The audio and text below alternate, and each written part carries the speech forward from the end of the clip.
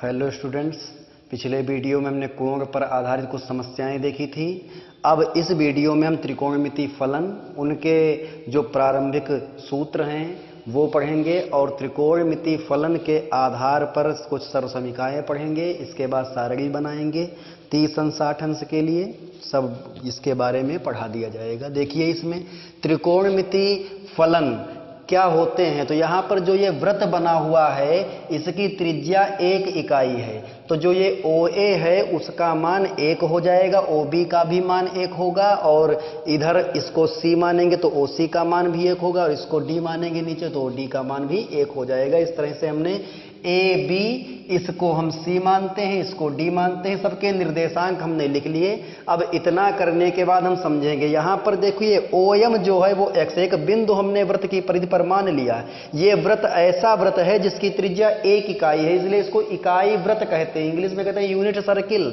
अब यहाँ पर हम देखेंगे इसकी परिधि पर एक बिंदु हमने P मान लिया है, तो जो ये x है वो क्या है, इसका भुज है, और जो ये y है वो इसकी क्या है, कोटि है। ये हो गया।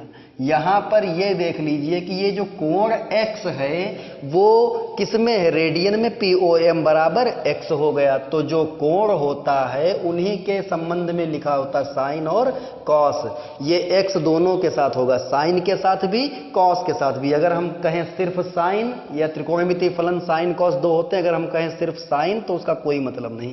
यहां पर पहले हम कोज्या और ज्या पढ़ते हैं। कोज्या को हम बोलते हैं इंग्लिश में कोसाइन, और इसको 60 टर्म में लिखा जाता है कॉस। क्या लिखा जाता है, कॉस। और इसको हम बोलते हैं साइन, SINE, और इसको 60 टर्म में लिखा जाता है साइन। ये इस तरह से लिखा जाता है। ये ज्या एक फलन है, कोज्या एक फलन है। अब ये कैसे फलन है, ज्या और कोज्या। जैसे ज्या फलन की परिभाषा पहले व्यक्त कर रहे हैं। ज्या फलन स्मॉल x, मतलब ये कोण स्मॉल x रेडियन में, स्मॉल x कॉमा y से संबंधित ऐसा फलन होता है जो निर्देशांक की कोटि से संबंधित होता है, जो प्रत्येक वास्तविक संख्या के लिए दिए गए निर्देशांक की कोटि से संबंधित होता है। निर्देशांक कौन, जो वृत्त की परिधि पर स्थित होता है। तो जो निर्देशांक की कोटि से संबंधित फलन होता है उसे हम क्या कहेंगे, ज्या फलन कहेंगे। इसी प्रकार जो निर्देशांक के भुज से संबंधित फलन होता है उसे हम कोज्या फलन कहेंगे। यदि यहां पर इसको लिखते हैं तो यह हो जाएगा y बराबर साइन x होगा, और x बराबर हो जाएगा cos x हो जाएगा। अभी अभी हमने बताया है कि कोसाइन को cos लिखते हैं और साइन को साइन। इसकी हिंदी होती कोज्या और इसकी होती है ज्या। ये दोनों एक विशेष प्रकार के फलन होते हैं। तो ज्या फलन स्मॉल x कॉमा y, क्रमित युग्म स्मॉल x कॉमा y से संबंधित ऐसा फलन है जो प्रत्येक वास्तविक संख्या के लिए दिए गए निर्देशांक की कोटि से संबंधित होता है, अर्थात y बराबर साइन x हो जाएगा। जैसे लिखते थे y is equal to fx, ये हम लिखते थे। यहां पर f की जगह पर आ गया हमारा साइन। क्या आ गया, f की जगह पर, f की जगह पर आ जाएगा साइन। ये हो जाएगा। अब इसमें दूसरे नंबर पर कोज्या को हम कैसे लिखेंगे, x यहां लिखा हुआ है, जो अंत में लिखा हुआ है, तो x बराबर भी f स्मॉल x हो जाएगा, यहां पर आ जाएगा cos। तो ये है, इसलिए हमने इसको लिखा y बराबर साइन x लिख दिया, और cos x बराबर कैपिटल X लिख दिया। ध्यान रहे X क्या है, दिए गए निर्देशांक का। और कौन सा निर्देशांक, जो वृत्त की परिधि पर स्थित होता है। वृत्त की परिधि पर कोई भी निर्देशांक ले, ये P यहां भी हो सकता है, यहां भी हो सकता है, यहां भी, किसी भी चतुर्थांश में हो सकता है। हम प्रथम चतुर्थांश की बात पहले कर रहे हैं स्टैंडर्ड वे में। तो यहां पर जो भुज है वो X है और जो कोटि है वो Y है। तो निर्देशांक के भुज से जो संबंधित फलन होता है कोण X के लिए, उसे हम कोज्या फलन कहते हैं। और जो कोटि से संबंधित फलन होता है x के लिए उसे हम ज्या फलन कहते हैं। इसे y बराबर साइन x लिखते हैं और इसे x बराबर cos x लिखते हैं। जो ये स्मॉल x है ये रेडियन में कोण का मान है। जो रेखा OP, O क्या है, वृत्त का केंद्र है, और P तो एक बिंदु है। तो OP जो है तो OP ये x अक्ष के साथ जो कोण बनाता है रेडियन में वो, या फिर ये कह लीजिए कि जो ये चाप है हमारी कौन AP, जो ये चाप AP है ये जो कोण वृत्त के केंद्र पर अंतरित करती है वो क्या है, x है, x रेडियन। अर्थात यदि इसकी माप हम देखें, इसकी OA 1 है तो ये AP को हम x कह सकते हैं कि इसकी लंबाई x इकाई हो जाएगी, चाप की लंबाई x इकाई होगी, तब कोण यहां पर x रेडियन बनेगा। ये रेडियन की परिभाषा से हमने बताया है। अब इसके बाद में हम इसके कुछ आधारभूत सूत्रों को देखते हैं कि sin x बराबर क्या होता है, और शुरुआत हम यहीं से करेंगे। ध्यान से देख लीजिए। और एक चीज इसमें हम बता देते हैं कि जो ये यहां पर x किसको कहा गया, OM को, OM x है, कैपिटल X, और जो ये PM है वो कैपिटल Y है। तो OM का मान 1 से अधिक नहीं हो सकता, और इधर देखिए -1 से, अगर ये द्वितीय चतुर्थांश में आ भी जाता तो -1 से कम नहीं हो सकता। -1 के इधर नहीं जाएगा और +1 के इधर नहीं, अर्थात +1 से बड़ा नहीं और -1 से छोटा नहीं। अर्थात स्मॉल x और स्मॉल y, वो कैपिटल X और कैपिटल Y के जो मान हैं वो -1 से 1 के बीच में रहेंगे और उनके बराबर भी हो सकते हैं। इसीलिए cos x का मान हम पढ़ते थे कि चूंकि y, x इन दोनों के जो मान हैं वो 1 से छोटे बराबर होंगे और -1 से बड़े होंगे। दोनों के मान दोनों एक साथ में ले लिए हमने। तो y क्या है हमारा, sin x, तो sin x का भी मान -1 से 1 के बीच में होता है। इसीलिए होता है क्योंकि देखिए यहां पर जो कैपिटल Y है वो PM है, वो अधिकतम अगर बढ़ेगा तो ये OB के बराबर हो जाएगा। वो OB से ज्यादा नहीं हो सकता, OB से कम ही रहेगा। बहुत ज्यादा बढ़ जाएगा तो OB हो जाएगा। अधिकतम लंबाई का ये रेखाखंड है OB इस वृत्त के अंदर त्रिज्या के लिए। अब यहां पर यदि हम ये देखें कि नीचे की ओर तो ये अधिकतम लंबाई OD हो सकती है। जब वृत्त के अंदर ही रहना है हमको तो इसकी महत्तम लंबाई चारों ओर, इधर OB होगी, इधर OC होगी, इधर OD होगी, इधर OA होगी। तो जो कैपिटल X का मान है, भुज का मान है, वो -1 से लेकर +1 के बीच में होगा, और कोटि का मान भी +1 से छोटा और -1 से बड़ा, अर्थात -1 से +1 के बीच में होगा। यही कारण है कि sin x का मान जो भी हम निकालते हैं वो -1 से बड़ा आता है और +1 से छोटा आता है, क्योंकि इसकी परिभाषा इकाई वृत्त के आधार पर व्यक्त की जाती है। अब हम इसके कुछ फार्मूले देखते हैं, आधारभूत फार्मूले।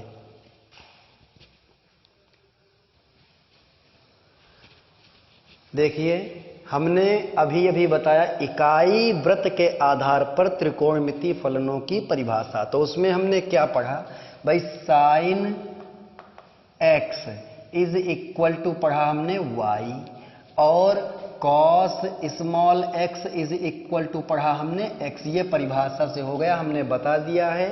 तो यहां पर देखिए, इसके बटे में हम 1 ले सकते हैं, इसके बटे में 1 मान सकते हैं, इसके बटे में भी 1 मान सकते हैं। भाई y और x के बटे में कुछ नहीं लिखा तो इसके बटे में हम 1 मान सकते हैं, 1 ले सकते हैं। तो देखिए 1 क्या होगा, एक वृत्त की त्रिज्या है, वृत्त की त्रिज्या OA भी है OP भी है। तो हम यहां पर OP यदि वृत्त की त्रिज्या ले लें तो देखिए कितनी भुजाएं आएंगी, PM आ जाएगी, OM आ जाएगी और OP। तो ये पूरा त्रिभुज हमारा बन जाएगा। और जो ये त्रिभुज बना है PM, OM और OP के साथ, ये कैसा त्रिभुज है, ये कुछ इस तरह का त्रिभुज है, ऐसे बना हुआ। यहां पर ये चिन्ह लगा हुआ है और इस तरह से, जहां पर ये इसको बोला गया है O, इसको बोला गया है M और इसको बोला गया है P। देख लीजिए, इसी तरह से यहां पर ये हमने ले लिया, ये O है हमारा। अब इसके बाद में ये कोण हमारा है स्मॉल x, ये हो गया स्मॉल x, रेडियन में कोण है इसीलिए डिग्री या ग्रेड कुछ नहीं लिखा है। यहां पर x, तो ये OM जो है वो x, OM जो है वो x यहां लिखा हुआ है, PM जो है y के बराबर है, वो तो उस चित्र में था। यहां पर देखिए sin x की यदि हम बात करें तो y के ये इक्वल है, अर्थात sin x को हम क्या लिख सकते हैं, y क्या है, y क्या है, जो y है वो PM है, PM अर्थात कोण के सम्मुख भुजा। तो इसको हम लिखेंगे PM और बटे 1 क्या है OP। तो ये हमारा हो जाएगा सम्मुख भुजा, क्या हो जाएगी ये? सम्मुख भुजा। और बटे जो हम इसमें लिखते हैं वो क्या लिखते हैं यहाँ पर? कर्ण। क्या लिख देते हैं? कर्ण लिखते हैं। अब ये कर्ण क्या होता है ये समझ लीजिए। यहाँ पर सम्मुख भुजा तो ये हो गई, तो कोण के जो सम्मुख भुजा होती है उसको हम लंब कहते हैं। लंब लिखें या सम्मुख भुजा लिखें एक ही चीज है। और जो सबसे बड़ी भुजा होती है उसे हम कर्ण कहते हैं और इसे बोलते हैं हम आधार। क्या बोलते हैं इसको? आधार। तो जब साइन x बराबर, ध्यान से हमने देखा तो Pm/1 जो ये OP है इस चित्र में उसका मान 1 है। क्यों? क्योंकि ये इकाई वृत्त है और इसकी त्रिज्या 1 इकाई। बटे में 1 लिख लिया तो इसी को बदल दिया हमने। तो ये Pm क्या है? सम्मुख भुजा और बटे OP को कर्ण नाम दे दिया। तो समकोण के सामने वाली भुजा कर्ण होती है और कोण के सामने वाली भुजा लंब होती है। इसको हम बोलते हैं सम्मुख भुजा, अपोजिट साइड। और जो शेष बची उसको हम आधार भी कह देते हैं। अब इसके आधार पर इसके कुछ फार्मूले हम लिखते हैं। साइन थीटा बराबर क्या होता है, कॉस थीटा बराबर क्या होता है, ये हमने समझने के लिए लिख दिया था। फिलहाल अब आगे देखते हैं। साइन एक्स की जगह पर थीटा अल्फा कुछ भी हो सकता है, कोई भी कोण एक्स के प्लेस पे हो सकता है।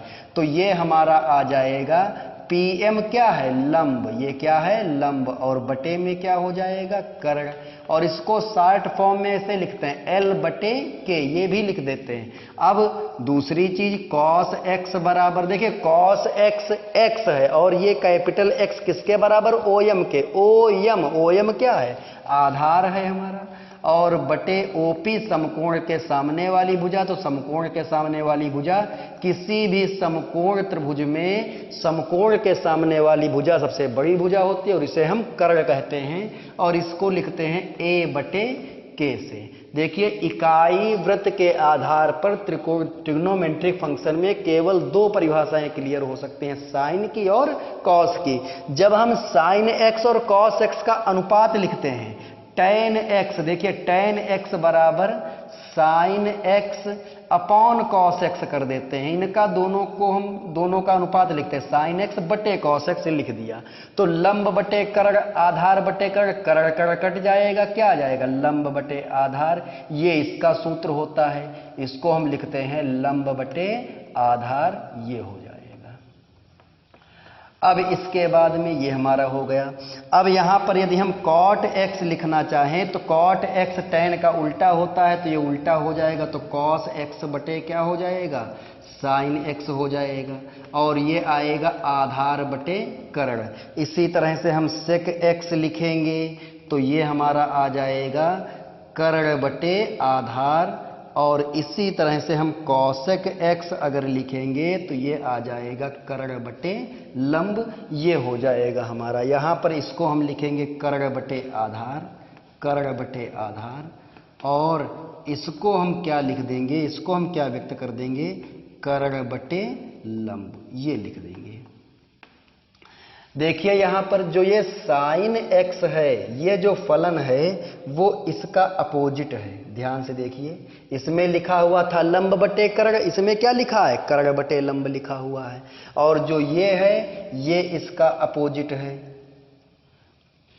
और जो यहां पर tan x है ये किसका अपोजिट है? कॉट का अपोजिट। तो इस तरह से भी हम याद कर सकते हैं। साइन x कॉस x का याद करना यहां से हमने बता दिया। x बटे 1 से लेकर, जैसे x जो था वो OM था, ये आधार है। और बटे 1 कर्ण है, OP था, तो ये कर्ण है हमारा। 2 बता दिया, अनुपात लिखा, tan हो गया। तो tan का उल्टा कॉट लिख देंगे और कॉस का उल्टा सेक लिख देंगे और साइन का उल्टा कॉसेक लिख देंगे। और इसको हम याद करते हैं लाल बटे कक्का से। ये बहुत पुरानी विधि है, इससे भी याद कर लीजिएगा। तो ये तो आधारभूत फार्मूले थे। अब इसके बाद में इससे रिलेटेड कुछ फार्मूले हम यहाँ लिखे दे रहे हैं। जैसे साइन एक्स और कॉसेक एक्स आपस में अपोजिट हैं, तो ये साइन एक्स बराबर हो जाएगा 1/cosec x, ये लिख सकते हैं। या cosec x बराबर 1/sin x, ऐसे cos x बराबर हम लिख सकते हैं 1/sec x। और tan x बराबर में लिख सकते हैं 1/cot x, ये लिख सकते हैं। ये तीनों हमारे फार्मूले हैं। इन्हीं के आधार पर जो हमने इधर अनुपात लिख दिया। अब देखिए यहाँ पर जो ये त्रिकोणमिति फलन है sin x cos x tan x cot x sec x cosec x, ये सभी इस समकोण त्रिभुज की किन्हीं दो भुजाओं के अनुपात को व्यक्त करते हैं। देखिए sin x बराबर लंब बटे कर्ण है, अनुपात लंब और कर्ण का अनुपात जो है वो sin x कहलाता है, आधार कर्ण का जो अनुपात होता है वो cos x कहलाता है। कोई भी फलन ले लिए 6 में से, सभी फलन इस समकोण त्रिभुज की किन्हीं दो भुजाओं के अनुपात को व्यक्त करते हैं, इसीलिए sin x cos x का कोई भी मात्रक नहीं होता। sin x की वैल्यू हम पढ़ते हैं एक है, अब उसका कोई मात्रक है नहीं, इसीलिए उसके लास्ट में इकाई या कुछ और हम नहीं लगाते, केवल संख्यात्मक मान होते हैं यहाँ पर ये sin x cos x tan x। तो ये फार्मूले क्लियर हो गए। अगर नहीं क्लियर हो रहे हैं तो लाल बटे कक्का से क्लियर कर लेना। LAL और KKA ये पढ़ा होगा हाई स्कूल में सभी ने, और ये भी फार्मूले जो 3 पढ़ाए हैं वो भी पढ़ा होगा। अब इसके बाद आते हैं हम त्रिकोणमिति सर्वसमीकाएं पर।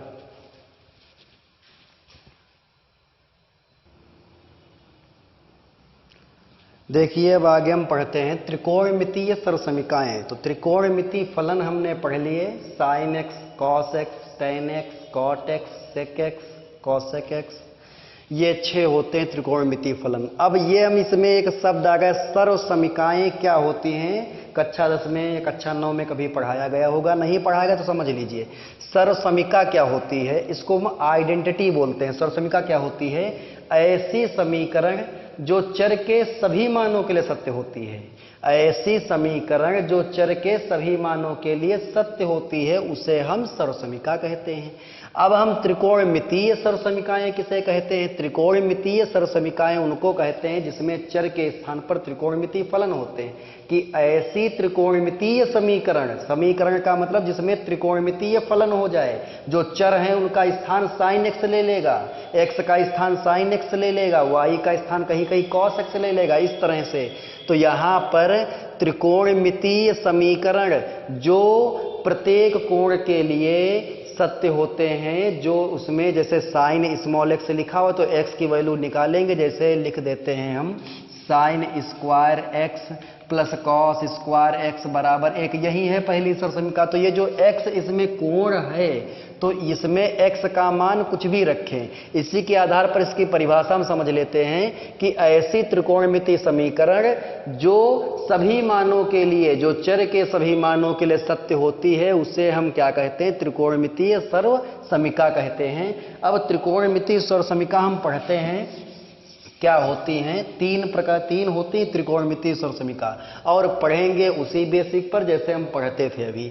जैसे हमने एक त्रिभुज अभी इकाई वृत्त में बनाया था और समकोण त्रिभुज बना था, वहां पर समकोण त्रिभुज बना था और तभी परिभाषित हुआ था sin x cos x।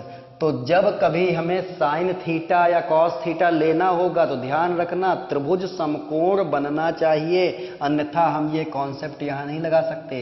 ये O है हमारा और ये है M था और ये हमारा P था। यहाँ पर देखिए इसकी जो OP की लंबाई थी वो 1 इकाई दी गई थी। कितनी थी? 1 इकाई थी। और जो OM था वो कैपिटल X था। OM की लंबाई कितनी थी? कैपिटल X थी। और ये इसकी लंबाई कितनी थी? ये कैपिटल Y थी। ये हमने लिख लिया। अब यहाँ पर लिखा था सबसे पहले y बराबर साइन स्मॉल x, और x क्या था? ये x ये कोण था, ये यहाँ पर ये था x। और कैपिटल X जो परिभाषित होता है भुज, निर्देशांक का जो भुज होता है उससे जो परिभाषित वो cos थीटा cos x होगा, और y से sin x से हम परिभाषा बता चुके हैं अभी। अब यहाँ पर हम पाइथागोरस प्रमेय लगाएंगे। पाइथागोरस प्रमेय हाई स्कूल में सभी लोगों ने पढ़ी होगी। इसका कथन पढ़ा होगा कि किसी समकोण त्रिभुज में, पाइथागोरस प्रमेय तो क्या पढ़ा? किसी समकोण त्रिभुज में त्रिभुज की सबसे बड़ी भुजा का वर्ग शेष 2 छोटी भुजाओं के वर्गों के योगफल के बराबर होता है। किसी समकोण त्रिभुज में, तो समकोण त्रिभुज में जो सबसे बड़ी भुजा होती है वो होती है कर्ण।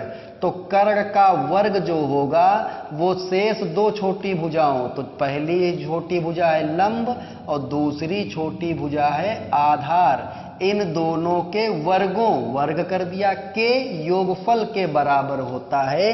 तो पढ़ते हैं कर्ण स्क्वायर बराबर लंब स्क्वायर प्लस आधार स्क्वायर। अब कर्ण क्या है इस त्रिभुज में? कर्ण देखिए इसका मान है 1 बराबर लंब का मान क्या है? लंब कोण के सामने की भुजा, सम्मुख भुजा को लंब कहते हैं, तो ये वाई स्क्वायर, यहां भी स्क्वायर कर देते हैं, और प्लस एक्स स्क्वायर कर दिया हमने।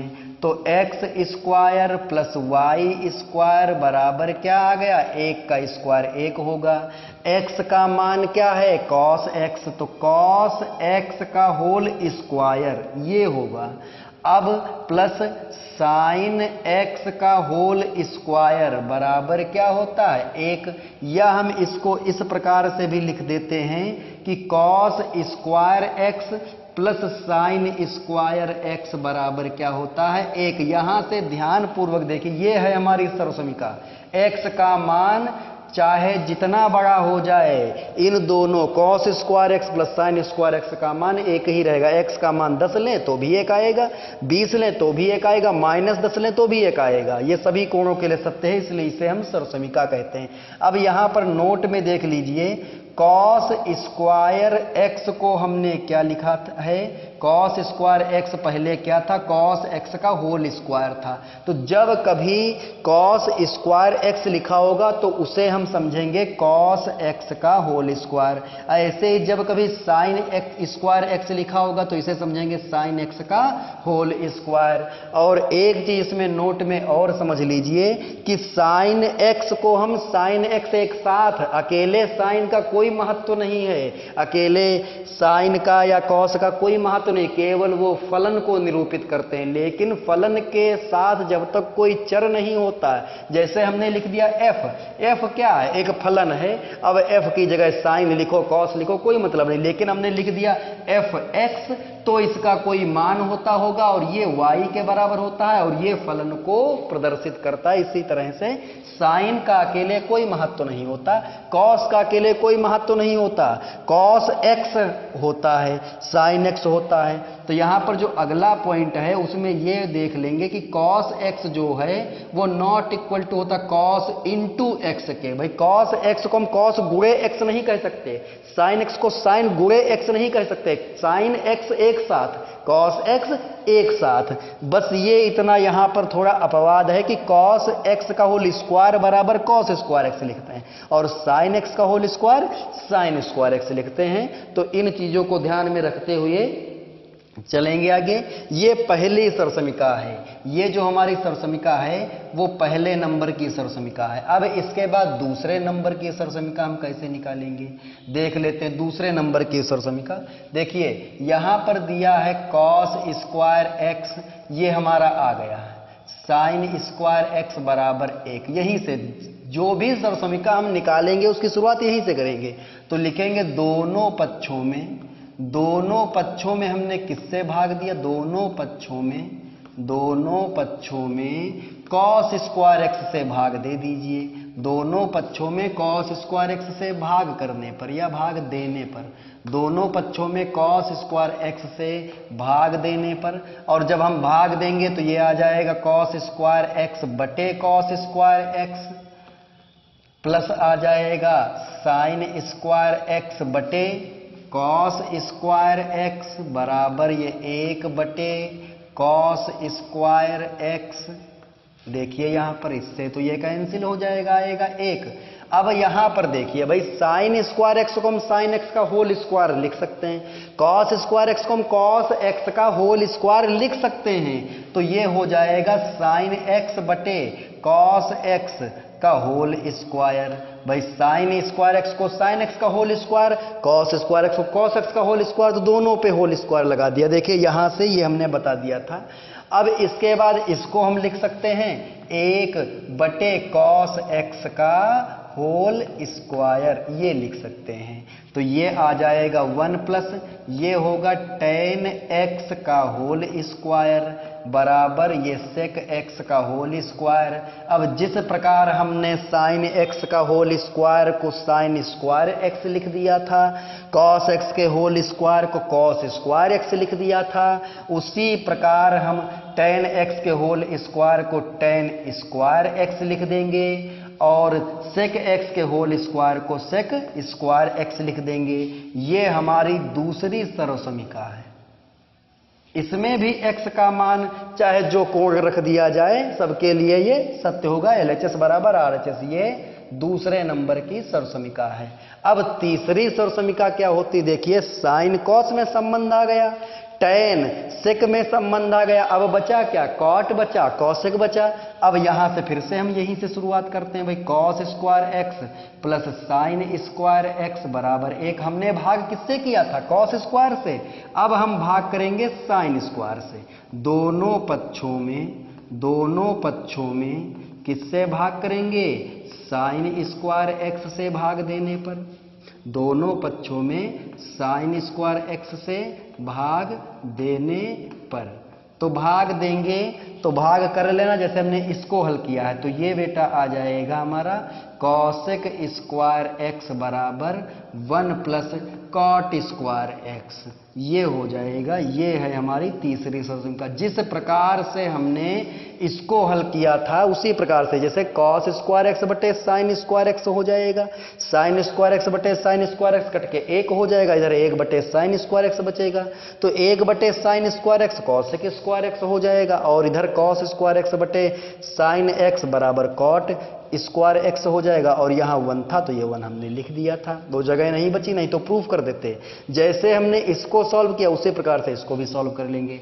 ये त्रिकोणमिति में 3 सर्वसमीकाएं होती हैं। पहली है cos square x plus sign square x बराबर 1, दूसरी है सेक स्क्वायर एक्स बराबर 1 प्लस टैन स्क्वायर एक्स, और तीसरी है कॉसेक स्क्वायर एक्स बराबर 1 प्लस कॉट स्क्वायर एक्स। इस तरह से यहां पर जैसे हमने अभी बताया था कि साइन एक्स और कॉस एक्स का मान 1 माइनस 1 से बड़ा होता है और प्लस 1 से छोटा होता है। तो यहां से भी देख लीजिए भाई, cos square x plus sign square x दोनों के वर्गों का योगफल 1 के बराबर है, तो इसमें से प्रत्येक का मान -1 से 1 के बीच में ही रहेगा। ये हो गया, ये हो गई त्रिकोणमितीय सर्वसमीकाएं। अब इसके बाद हम पढ़ते हैं विभिन्न न्यून कोण। जो न्यून कोण हमारे होते हैं उनके लिए त्रिकोणमितीय अनुपातों के मान, जैसे साइन 30 का मान कितना होता है, कॉस 30 का मान कितना होता है। बस इकाई वृत्त के आधार पर जो हमने त्रिकोणमितीय अनुपात या त्रिकोणमितीय फलन की परिभाषा बताई थी उसको ध्यान में रखिए, और इसके बाद इसको हम हल करते हैं।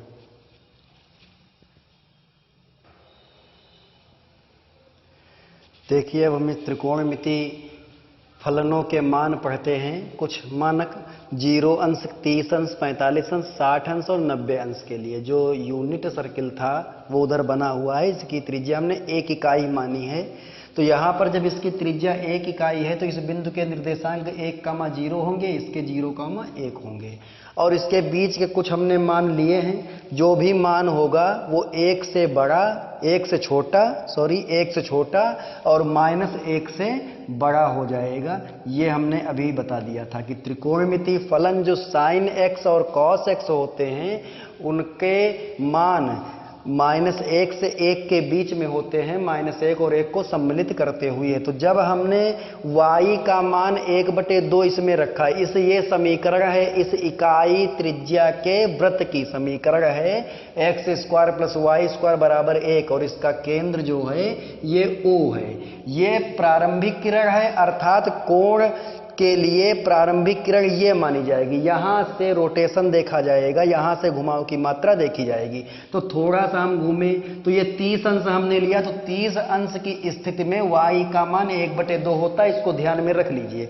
30 अंश की स्थिति में इसका मान 1/2 होता है, और जब इसका मान 1/2 होता है इसमें रख देंगे 1/2 का होल स्क्वायर हो जाएगा, तो 1 - 1/2 का होल स्क्वायर, x² बराबर 1 - 1/2 2 का स्क्वायर बराबर जितना है तो आएगा √3/2।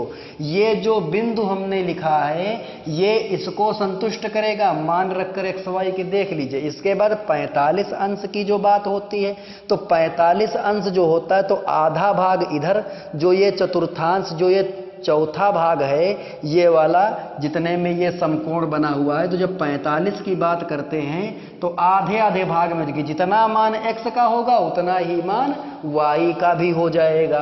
तो इसलिए x y के मान बराबर हैं तो x को y के बराबर कर सकते हैं। तो जैसे ही x को y के बराबर हम इसमें करते हैं, देख लीजिए, तो x² 2x² बराबर 1, तो x² बराबर 1/2। तो x के 2 मान आते हैं ±1/√2। चूंकि हम प्रथम चतुर्थांश की बात कर रहे हैं इसलिए हम केवल प्लस मान लेंगे।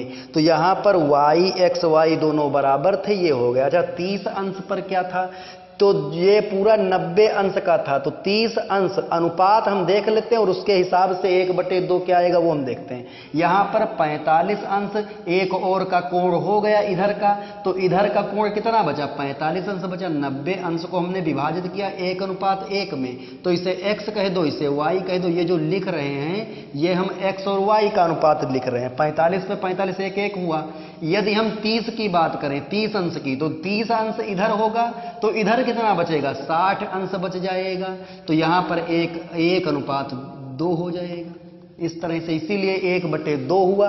अब आगे हम 60 अंश पर बढ़ते हैं, तो 60 अंश पर ये 30 का उल्टा पड़ जाएगा, 30 इधर होगा 60 इधर, तो जो 1/2 दूसरे नंबर पर था वो पहले नंबर पर आ जाएगा। इस तरह से हम ध्यान रख सकते हैं कि ये 1/2 कैसे लिया।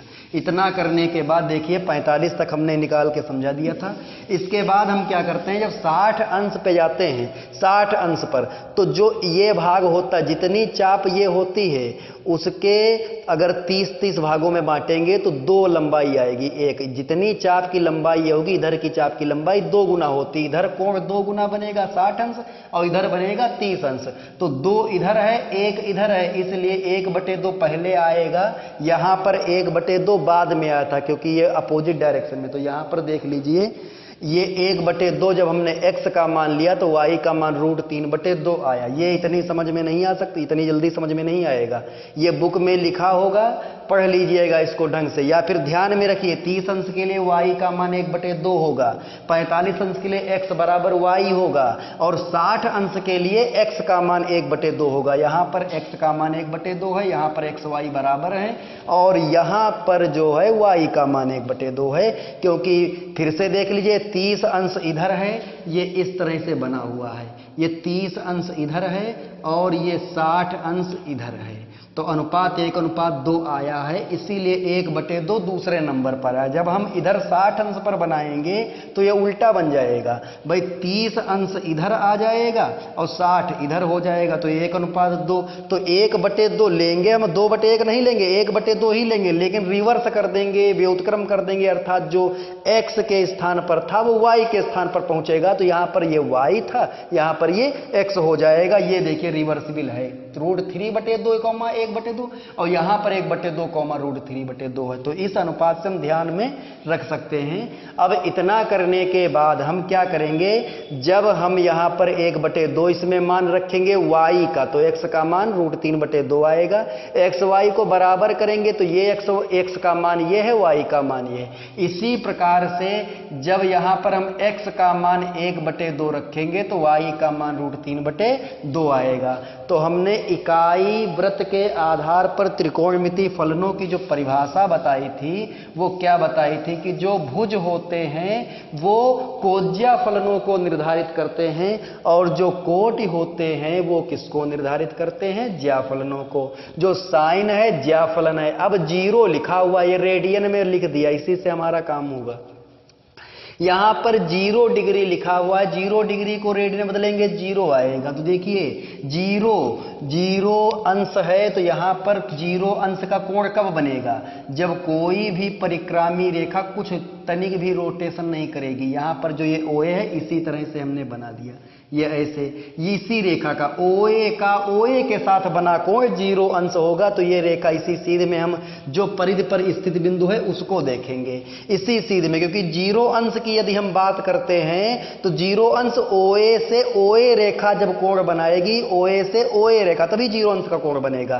तो OA रेखा में बिंदु A वृत्त की परिधि पर स्थित है तो उसके भुज 1 है और कोटि है 0, अर्थात जो भुज है वो cos x को व्यक्त करता है और जो कोटि है वो sin x को व्यक्त करती है। इसीलिए sin 0 का मान 0 होता है और cos 0 का मान 1 होता है। देखिए यहां पर 1,0 रटने की बात नहीं है, OA त्रिज्या है इसकी और इसकी लंबाई है 1 इकाई। तो यहां पर 1,0 ये x अक्ष पर स्थित बिंदु है, इसलिए इसका कोटि 0 है, इतना तो पता ही होगा निर्देशांक ज्यामिति के अनुसार। अब हम 0 अंश की बात करते हैं। 0 अंश की बात क्या, जब OA का किसी भी रेखा का उसी रेखा के साथ कोण लेंगे तो वो 0 अंश माना जाएगा। तो यहां पर OA का OA के साथ, अर्थात जो ये OA परिक्रामी किरण है ये तनिक भी परिक्रमण नहीं कर रही, और जब परिक्रमण शून्य है तो उसकी मात्रा अर्थात उसका कोण जो होगा वो भी शून्य हो जाएगा। तो यहां पर भुज क्या है, 1 है। वृत्त की परिधि पर स्थित इस स्थिति में भुज है 1 और कोटि क्या है, 0 है। तो जो भुज के जितने भी मान भुज के आ रहे हैं वो सब cos को व्यक्त करते हैं और जितने मान कोटि के हैं वो सब sin को व्यक्त करते हैं। इसीलिए cos का मान 1 हुआ 0 पर और sin का मान 0 पर 0 हो गया। आगे हम बढ़ते हैं, देखते हैं जब 30 अंश का कोण बनेगा, या फिर इसको कह लीजिए π/6, ये कह सकते हैं π/6, इसको रेडियन में हमने व्यक्त कर दिया है। अब यहां पर देखिए 30 अंश का कोण, जब यहां OA से एक रेखा OP1 30 अंश का कोण बनाएगी, π/6 रेडियन का कोण ये अंतरित करेगी, तो जो निर्देशांक हमारे आएंगे वो आएंगे √3/2 1/2। तो जो y है कोटि है वो sin का मान है, कोटि में कितना लिखा हुआ है P1 की 1/2, और यहां कितना लिखा √3/2, ये हम लिखे ले रहे हैं, कुछ रटना है नहीं। ऐसे ही P2 पर देखिए 45 अंश है, 45 अंश को क्या लिखेंगे π/4। तो यहां पर sin π/4 या sin 45 अंश का मान कोटि को व्यक्त करेगा। तो कोटि क्या है 1/√2, इसका भुज जो है 1/√2। चाहें तो इसके सामने यहां लिख दें कोटि और यहां लिख देते हैं हम भुज। जो भी भुज है वो cos के मान को व्यक्त करेगा और जो कोटि है वो sin के मान को व्यक्त करेगा। 60 अंश पर देखिए ये √3/2 है और ये 1/2 है। कोटि देखिए √3/2 है और ये 1/2 है। अब इसके बाद हम क्या करेंगे, सबसे यहां पर चले आएंगे। यहां पर जो ये OB है ये OA के साथ 90 अंश का कोण बनाएगी। अब 90 अंश की स्थिति में जब 90 अंश का कोण बनेगा, यहां पर लिख देते हैं 90 अंश या π/2, यहां π/2 लिख देते हैं। तो जब ये कोण बनेगा तो पहला जो भुज है वो 0, अर्थात भुज किसको cos को व्यक्त करता, तो 0 हो जाएगा। और कोटि क्या हो जाएगी 1, तो कोटि sin के मान को व्यक्त करती, तो इसका मान 1 होगा। यहां से रटना नहीं पड़ेगा कि sin 0 0 कैसे होता है, cos 0 1 कैसे होता है, sin 90 1 कैसे होता है और cos 90 1 कैसे होता है। बस इस चित्र को ध्यान से समझने की आवश्यकता है, हमने समझा दिया। इसके बाद tan की बात करते हैं हम। tan sin/cos होता है तो 0/1, इसके बटे में लिखते जाइए। तो बटे में लिखेंगे तो हमारा ये आ जाएगा, ये हो जाएगा 1/0 अपरिभाषित। ये जो चिन्ह है यह परिभाषित का है, नॉट डिफाइन इसको इंग्लिश में बोलते हैं। यहां पर कॉट cos/sin होता है तो ये इनफाइनाइट, ये आ जाएगा √3, ये 1 आ जाएगा, ये 1/√3 आ जाएगा और ये 0 आ जाएगा। अब sec की बात करते हैं। cos का व्युत्क्रम होता है sec, तो 1/cos x, तो 1 का उल्टा 1 हो जाएगा। अच्छा, इसका व्युत्क्रम लिखेंगे 2/√3 हो जाएगा, इसका व्युत्क्रम लिखेंगे √2 हो जाएगा, इसका व्युत्क्रम 0 और 0 का व्युत्क्रम 1/0 अर्थात इन्फिनिटी। नॉट डिफाइन इसको बोलते हैं अपरिभाषित, इसका मान हम परिभाषित नहीं कर सकते। यहां पर cosec तो sin का अपोजिट 1/2 इन्फिनिटी हो जाएगा, ये 2 हो जाएगा, ये √2 हो जाएगा, ये 2/√3 हो जाएगा और इसका मान 1 हो जाएगा। ये हमारी सारणी बन गई। केवल हमने साइन और कॉस के मान लिखे थे और ये सभी मान प्रथम चतुर्थांश के हैं और प्रथम चतुर्थांश में जो भी कोण होगा वो कोण न्यून कोण होगा, 0 से बड़ा परंतु 90 अंश से छोटा। देख लीजिए, अब जो इसके आगे के मान है वो हम अगले वीडियो में पढ़ेंगे।